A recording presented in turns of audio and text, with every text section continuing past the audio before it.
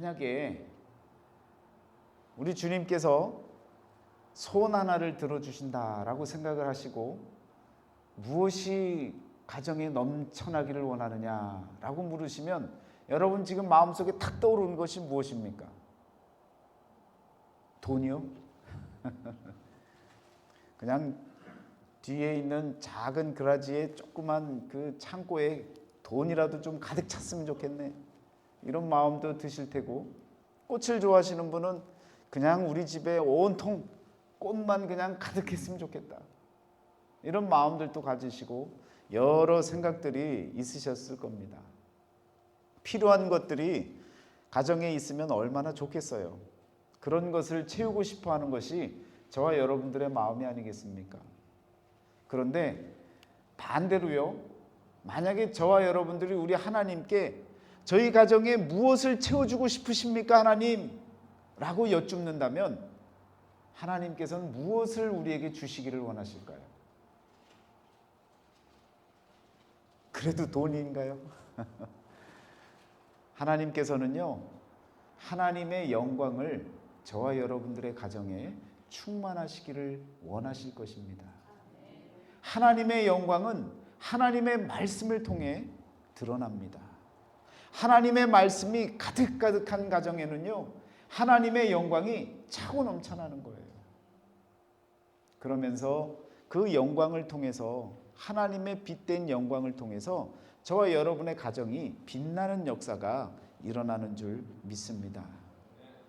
42장 마지막 부분을 함께 보셨는데 43장을 1절부터 보시면요, 지난 주간 43장을 같이들 보셨을 텐데요, 여러분, 그 후에 그가 나를 데리고 문에 이르니 곧 동쪽을 향한 문이라. 동쪽을 향한 문으로 하나님께서 에스겔을 이끌고 나아가십니다. 여러분, 성경에 나오는 많은 그 표현 가운데요, 방향을 나타내는 동쪽, 서쪽, 남쪽, 북쪽 가운데 동쪽이라고 하는 것은요, 늘 언제나 영적인 의미를 품고 있습니다. 어떤 의미를 갖고 있느냐면, 동쪽에서는 뭐가 떠올라요? 해가 떠오르죠. 태양이 떠오릅니다. 그런데 성경에서는요, 하나님의 역사가 오는 방향입니다. 하나님의 임재가 있는 곳, 하나님이 역사하시는 곳, 하나님이 통치하시는 곳, 하나님의 주관, 하나님의 권능이 임하시는 곳. 그래서 늘 언제나 동쪽은요, 하나님과 관련된 방향이었습니다. 그래서 여러분, 창세기 2장 말씀에 보시면요, 2장 8절 말씀에 여호와 하나님이 동방의 에덴의 동산을 창설하시고 라고 말씀하십니다. 여러분이 그냥 성경을 읽으시다 보면 에덴 동산이라고만 읽죠. 그리고 뭐 수식구가 있어도 그냥 에덴 동산이라고만 기억을 하고 있단 말이에요. 그런데 그 에덴 동산의 위치를 확인해 보면요, 동쪽입니다. 동방이라고 하는, 동쪽 방향이라고 하는 곳에 에덴이 있었다는 거예요. 동방의 에덴, 그 에덴을 창설하셨다는 거예요. 하나님의 역사, 하나님의 통치, 하나님의 권능이 있는 그곳에 하나님께서 에덴을 창설하셨다라고 말씀하고 계시는 겁니다. 아담과 하와가 후손들을 낳고, 그리고 낳고 계속 낳다가 여러분, 많은 이제 민족을 이루고 그러면서 셈, 함, 야벳까지 가잖아요. 그리고 셈, 함, 야벳의 그 후손들이 여러분, 노아 홍수 이후에 각 민족을 이루지 않습니까? 그런데 그들이 하나님의 크신 권능을, 물의 심판을 바라보고 그들이 추구하고 그들이 나아가려고 했던 것이, 그 방향이 어디냐? 바로 동방이었습니다. 그래서 창세기 11장에 보시면요, 2절 말씀에 이에 그들이, 여기서의 그들은 셈족, 함족, 야벳 족속의 그 모든 후손들이 민족을 이루고 그러면서 그들이 나아가려고 했던 그 방향을 이야기를 하는데요. 이에 그들이 동방으로 옮기다가 신할 평지를 만나 거기 거류하며 라는 말씀이 나옵니다. 그들이 어디를 향하고 있었어요? 동방을 향하고 있었어요. 그러면 동서남북은 뻔한 것 아닙니까? 그런데 여러분 생각해 보세요. 동방으로 다 같이 향하고 있는데 만날 일이 있습니까? 없습니까? 잘 생각해 보세요. 세 명이 동쪽으로 계속 방향을 져서 계속 걸어가고 있어요. 만날 일이 있어요? 없어요? 없지요. 한 방향으로 쭉 가니까 4명이든 5명이든 이렇게 계속 가면 만날 일이 없는 거잖아요. 평행선으로 그냥 계속 가는 거예요. 그런데 시날 평지에서 만났습니다. 그러면 동방이라고 하는 곳은요, 단순한 방향이 아니라는 거예요. 동서남북을 가리킬 때 그 동쪽만을 가리키고 있는 것이 아니라는 겁니다. 그 동방이라고 하는 것은 바로 하나님이 계시는 곳, 하나님이 역사하시는 곳, 하나님이 찾아오시는 곳, 하나님이 임재하시는 그 자리를 나름대로 찾는 거예요. 나름대로 찾아가고 있던 거예요. 그러다 보니까 얽히고 설키다가 시날 평지에서 만났던 겁니다. 그래서 만나서 보니까 어때요? 다 같이 동방으로 향해 나아가다가 만났어요.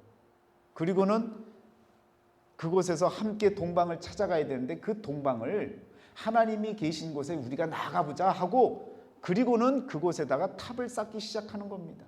성을 쌓기 시작한 거예요. 그것이 바로 바벨탑이고 바벨성입니다.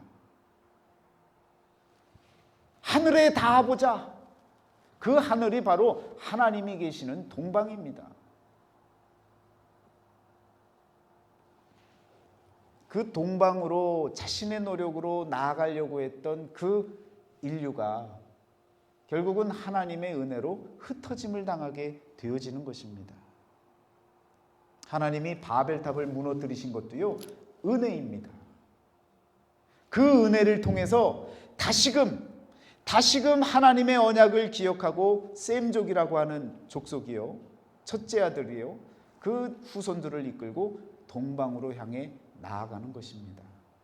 그 역사가 바로 성경의 역사입니다. 단순한 동쪽, 동방을 가리키는 것이 아니라 하나님께서 함께 하시고 하나님께서 역사하시는 그곳을 향해 나아가던 그곳이 바로 동방이라고 하는 의미를 품고 있는 곳입니다. 그렇게 흘러 시간이 흘러갑니다. 그러다가요, 나중에 신약에 나오게 되면 예수께서 유대 베들레헴에서 나심에 여러분이 잘 아시는 박사들이요, 동방으로부터 박사들이 예루살렘에 이르러, 동방으로부터 박사들이 왔다는 거예요.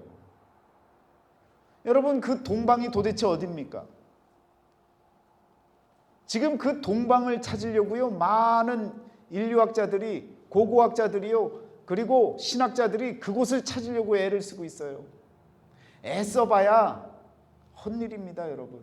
왜? 동방은요, 장소가 아니에요.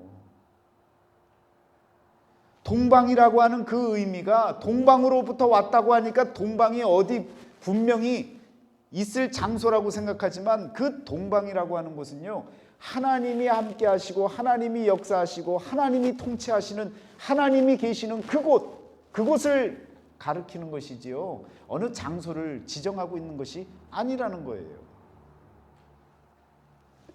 동방으로부터 박사들이 왔다 그래서 동방박사들이라고 우리가 부르고 있습니다. 엄밀하게 말하자면요, 하나님이 함께 하시는 자리에 머물렀던 자들이라는 거예요. 하나님이 통치하시는 그 통치 영역 가운데 있었던 박사들이라는 거예요. 우리가 동방에서 그의 별을 보고 그에게 경배하러 왔노라. 여러분 기억나시죠? 신약 성경을 읽다 보면 예수님이 나시는 그 사건을 기록할 때 동방 박사들이 표현한 표현입니다. 우리가 동방에서 그의 별을 보고 그에게 경배하러 왔노라. 마태복음 2장 2절에 이와 같이 말씀하고 있습니다. 그런데 여러분, 동방에서만 별이 보입니까? 생각을 해보세요. 동방에서만 하늘을 보면 별이 보이나요? 아니죠. 어느 곳에 있든지 하늘에 있는 별이 보이는 거예요. 그런데 더 놀라운 사실은요, 동방 박사들이 동방에서 보던 그 별이라고 하는 표현을 쓰고요, 그리고 와서 예루살렘에 오고 베들레헴에 들어왔더니 왕이요, 뭐라고 합니까? 그 별이 어디로 가고 어디에 멈추고 하는지를 우리에게 말하라는 거예요. 그러면 생각해 보세요, 여러분. 지금까지 그런 생각 안 해보고 사셨죠? 동방 박사들이 별을 보고 왔잖아요. 그럼 딴 사람들은 못 보냐고요. 다른 사람들도 그 별을 볼 수 있어야 될 것 아닙니까? 그런데 사람들이요, 그 별이 어디에 서 있고 어디까지 가고 어디에 머무르는지 그걸 우리에게 말해달라는 거예요. 저녁 별을 보면서 저 별입니까? 저 별입니까? 한번 물어보고 저 별이면 저 별이 멈춘 거예요? 그럼 우리가 저기로 갑시다 라고 하면 물어볼 것도 없지 않습니까? 그런데 왜 모두들 모르냐고요. 그 별이 우리가 보는 별이 아니에요. 동방에서부터 온 박사들이 바라본 그 별은 하나님이 보여주셔야 볼 수 있는 별입니다. 그러니까 여러분, 헤롯 왕도 그 누구도 그 별을 바라볼 수가 없었던 거예요. 동방으로부터 왔고 동방에서 하나님께서 보여주시니까, 그러니까 그 별을 보고 그곳이 머무는 곳까지 나와서 그에게 경배를 하게 되어집니다. 에스겔서 43장 1절에 이와 같이 동쪽을 향한 문이라고 하는 것은요, 바로 하나님을 향한 문이라는 거예요. 그래서 성막을 이끌고 나아가던 이스라엘 백성들의 그 성막의 구조를 보면요, 항상 동쪽을 향합니다. 왜? 동쪽에서 빛이 들어와야 되잖아요.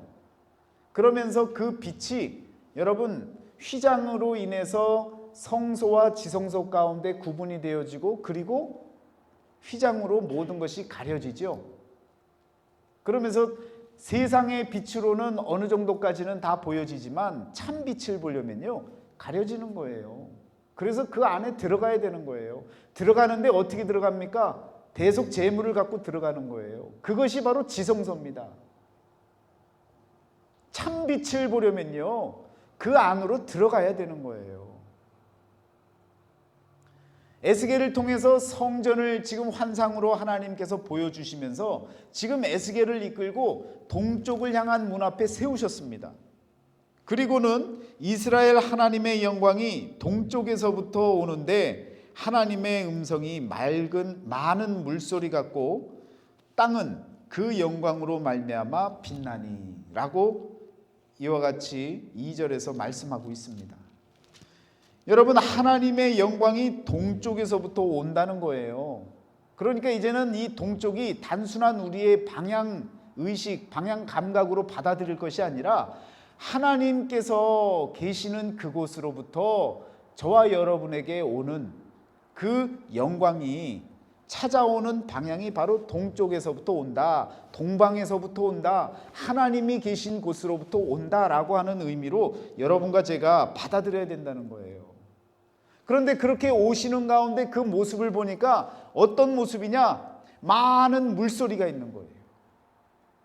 여러분들이 상상하는 가장 큰 물소리, 그 물소리로 인해서 하나님의 말씀이 오는 거예요. 그 말씀이 영광으로 찾아오시는 거예요. 그러면서 땅은요, 그 땅은 그 영광으로 말미암아 빛나는 겁니다. 성경을 보면 하늘과 땅의 이야기를 언제나 대비시켜서 말씀을 하고 있어요. 그래서 하늘은 하나님의 영역이라고 이야기를 하고, 땅은 우리 인간의 영역이라고 말을 합니다. 여러분, 우리가 밟고 다니는 이 땅은요, 여러 가지 의미를 갖고 있어요. 그래서 성경에서는 저와 여러분의 마음도 땅이라고 하는 표현을 씁니다. 개라고 하는 땅, 그 땅을 의미하기도 하고요, 세상을 의미하기도 합니다. 그러면서 저와 여러분들이 밟고 있는 이 땅도 땅이 되어지지요. 그런데 여러분, 땅이 빛날 때가 언제입니까? 여러분과 제가 정말 이 밟고 다니는 땅이 빛난다고 여겨질 때가 언제예요? 어떤 일이 벌어져야 땅이 참 땅의 역할을 했다라고 생각을 하십니까? 땅에는요, 심겨지고요, 그리고 열매가 맺혀질 때 땅은 땅의 역할을 하는 겁니다. 그 외의 것들은요, 다 인간이 만들어서 행하는 가공적인 일인 거고요. 땅이 땅으로서 빛나는 일은요, 땅이 풍요롭게 열매를 맺고 그리고 생명을 잉태하는 그 일을 행해내야 할 때, 그때야 비로소 그 땅은요, 쓸모없는 땅이 아니라 빛나는 땅이 되어지고 옥토라고 우리가 이야기를 하게 되어지는 것입니다. 하나님의 영광이, 하나님의 말씀이 찾아오는 거예요. 그러면 그 말씀이 찾아올 때 땅이 빛난다고 했습니다. 땅 속에, 그 땅에서 생명이 다시금 살아나는 역사가 일어날 때 빛나는 거예요. 그럼 우리 믿는 자들이 연상할 수 있는 그 이미지는 무엇입니까? 예수 그리스도를 통해서 이 땅에 죽으시고 다시금 살아나심으로 인해 생명을 얻게 만드신 예수 그리스도를 통해 이 땅이 빛날 수 있게 되어지는 겁니다. 여러분, 그 빛이 가장 땅을 빛나게 하는 거예요. 말씀이 육신이 되어서 이 땅에 오셨잖아요. 그 육신이 죽어져서 땅 속에 묻혀졌습니다. 그런데 그 묻혀졌던 그 육신이 사망 권세를 이기고 다시 일어나서 생명을 활짝 펼치고, 그리고 저와 여러분들에게 그 생명을 소개해주고 그 길로 나아갈 수 있는 그 길을 여러분과 저에게 허락해 주신 우리 주님, 말씀이 육신이 되어 오셨던 그 주님이 빛이 되어지시고요, 세상의 빛이고 참 빛이고 우리에게 빛을 보여주셔서 저와 여러분들이 빛된 삶을 살아갈 수 있는 길이 주어지는 것입니다. 에스겔 환상을 통해 보여지는 성전은요, 이미 예수 그리스도를 충분히 드러내고 있다는 거예요. 예수님을 드러내고 예수님을 기억하게 하고 또한 예수님을 연상할 수 있도록 모든 장치를 다 만들어 놓고 저와 여러분들에게 말씀을 지금 들려주고 계시는 것입니다. 계시록 19장 6절에도요, 또 내가 들으니 허다한 무리의 음성과도 같고 많은 물소리와도 같고 큰 우레소리와도 같은 소리로 이르되 할렐루야, 주 우리 하나님 곧 전능하신 이가 통치하시도다.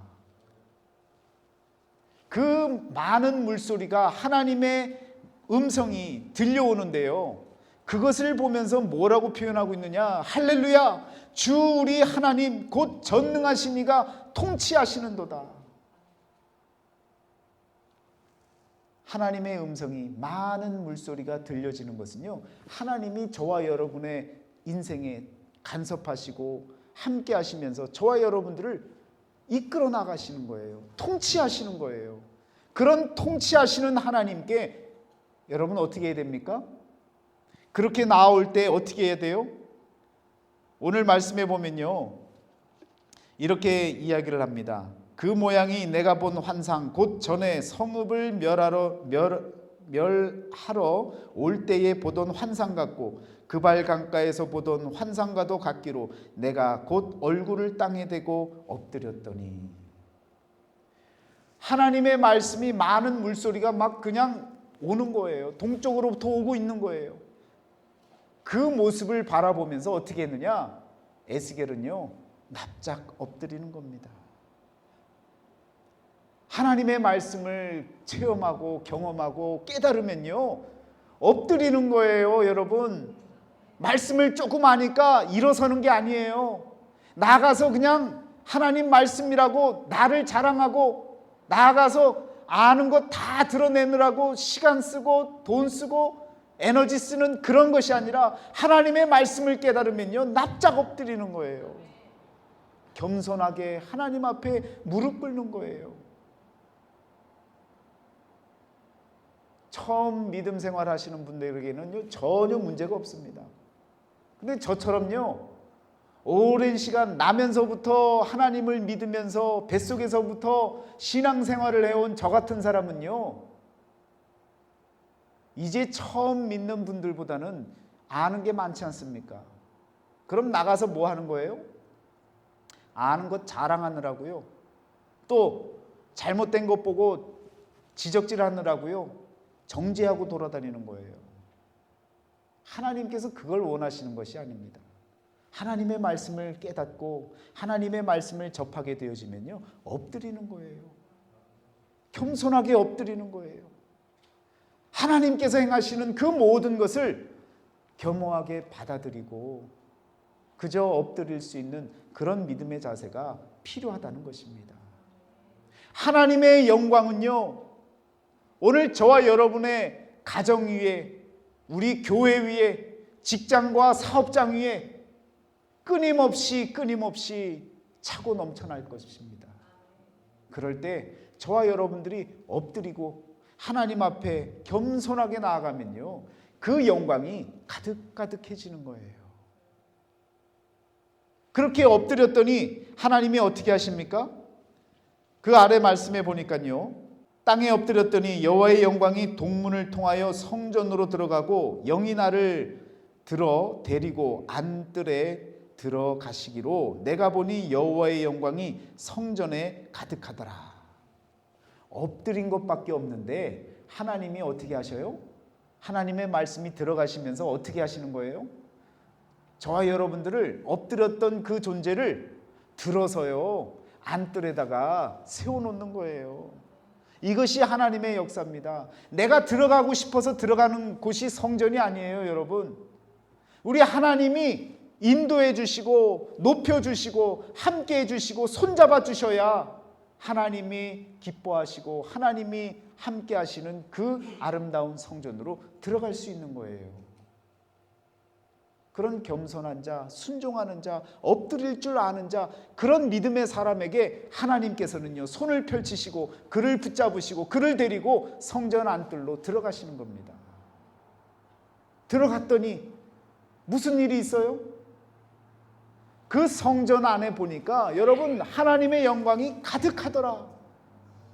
가득가득 차고 넘쳐나는 하나님의 영광이 보여지는 거예요. 성경에 보면 세 가지 종류의 성전이 나오죠. 솔로몬이 세웠던 솔로몬 성전이 있습니다. 그 성전 안에는요, 여러분 생각해 보세요.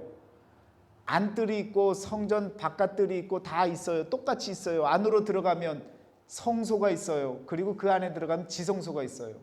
그리고 휘장으로 성소와 지성소를 분류를 해놨습니다. 하나님의 영광은 어디에서만 있었느냐? 지성소 안에만 있었다고요. 그런데 오늘 에스겔을 통해서 보여주신 하나님의 영광은요, 지금 성전, 온 성전 안에 가득하다는 거예요. 무엇이 없습니까? 휘장이 없는 거예요.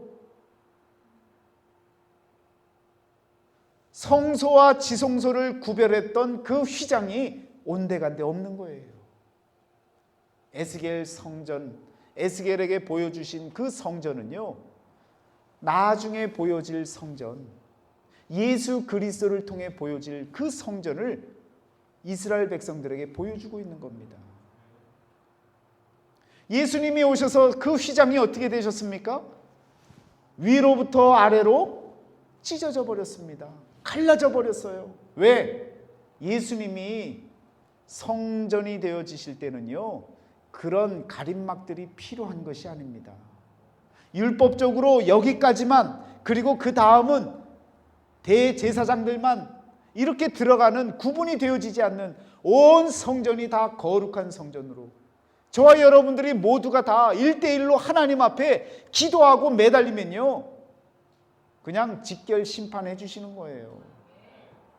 누구 통해서가 아니라 이제는요, 하나님께서 예수 그리스도를 통해 휘장을 갈라주신 것처럼 에스겔 선지자를 통해서 보여주신 그 성전처럼 휘장이 없이 여러분과 제가 성전 안으로 들어가기만 하면, 예수 그리스도 안으로 들어가기만 하면 그 안에서 하나님의 영광이 가득한 것을 볼 수 있고 체험할 수 있는 길이 주어졌다라는 말씀입니다. 얼마나 감사한 일입니까, 여러분? 이 환상이 바로 이스라엘 백성들에게는요, 귀한 희망의 메시지입니다. 우리 하나님께서 정해져 있는, 한정되어져 있는 그런 성전만이 아니라 하나님의 영광이 들어오는 그 어느 곳도 모두가 다 하나님의 영광으로 가득 찰 수 있는 그 은혜가 있는 것을 저와 여러분들에게, 또한 이스라엘 백성들에게 알려주고 있는 겁니다. 여러분, 이 말씀을 잘 적용하면 어떤 말씀이 되느냐? 하나님의 말씀을 여러분의 가정에 자꾸 선포하셔야 되는 거예요. 아유, 목사님 매일 오실 거예요? 아니요. 제가 안 가도요, 하나님의 말씀을 여러분들이 읽으시고 선포하시고 말씀을 들으시고 찬양하시고 그 가운데 하나님의 말씀들이, 하나님의 음성들이, 많은 물소리가 그 가운데 차고 넘쳐나는 은혜를 여러분 스스로가 만들어 가실 수 있다는 거예요. 하나님의 많은 물소리, 그 음성이 많은 물소리를 통해서 들려지는 것처럼 여러분의 가정, 또한 우리 남선교회, 여선교회, 그리고 직장과 사업장, 모든 처소에서 하나님의 음성이 자꾸 들려지고 많은 물소리가 들려질 수 있도록 그렇게 하나님의 영광을 채워가는 그런 삶을 살아나가시기를 축원합니다. 정말 하나님의 영광이 가득한 인생이 되도록 우리 주님이 이 땅에 찾아오신 그 말씀이 육신이 되어져서 찾아오셨던 그 비밀을 여러분과 제가 믿고 믿음으로 나아갈 때 우리 인생은요, 하나님의 영광이 가득한 인생, 하나님의 은혜가 충만한 인생, 그래서 하나님이 저와 여러분과 늘 동행하는 천국과 같은 그런 삶, 동방의 사람들이 되어지는 역사, 늘 성경에 나오는 동방의 박사들만 떠올릴 게 아니라 오늘 저와 여러분들이요, 동방의 사람들이 되어지시면 됩니다. 말씀의 사람들이 되어지시면 됩니다. 하나님의 말씀을 품고 가정을 이끌어 가시고 또한 일을 행하실 때에 하나님께서 그 마음속에 참된 기쁨과 또한 하나님이 주시는 은혜가 그 마음속에 풍성해져서 가정이 복되고 사업장이, 직장이, 모든 것이 손이 닿는 곳마다 복된 인생이 되어지리라 믿습니다. 이외의 모든 삶을 우리 하나님의 영광이 가득한, 우리 하나님이 저와 여러분의 가정에, 우리 교회에 가득 담아주고 싶은 것이 바로 하나님의 영광, 하나님의 말씀인 것을 기억하시고 말씀 받을 준비만 하세요. 말씀 받는 준비는 뭡니까? 아멘, 아멘, 아멘입니다. 그냥 아멘만 하시고요, 하나님 그렇게 되어지기를 믿습니다 하고 늘 언제나 성경을 펴시고 아멘, 아멘으로 받으시기를 바라요. 옛날 성경은요, 그래도 오른쪽에서부터 왼쪽으로 이렇게 위에서 아래로 쓰여져서 늘 뭐라고 얘기합니까? 이렇게 읽어가면서 아멘, 아멘 했다고 하잖아요. 근데 요즘은요, 아니, no, 아니, no. 옆으로 읽다 보니까요, 신앙도 망가지는 거예요. 여러분 언제나 아멘으로 하나님의 말씀을 받아들이고 또한 가정이나 또한 여러분이 속한 어느 공동체에서도 하나님의 영광이 차고 넘쳐날 수 있는 은혜의 삶이 되어지시기를 주의 이름으로 축원합니다. 기도하겠습니다.